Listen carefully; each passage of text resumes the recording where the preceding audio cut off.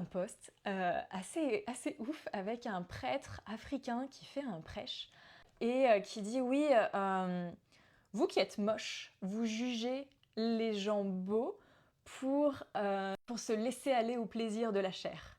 Mais en fait, vous valez pas mieux que quelqu'un qui s'est laissé aller au péché de la chair, parce que vous, c'est pas que votre engagement était assez élevé pour résister, c'est juste un manque d'opportunité.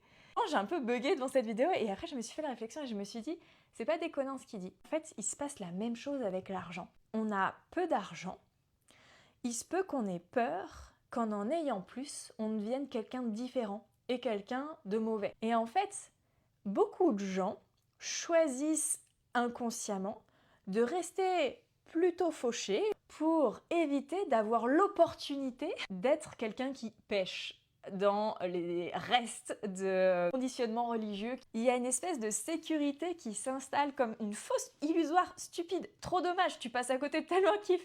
Mais tu te dis, je suis pas sûre de rester quelqu'un de bien avec de l'argent. Du coup, je vais rester là où je suis. Là, je connais. Et en fait, vu que j'ai pas les moyens de faire des conneries, je fais pas de conneries.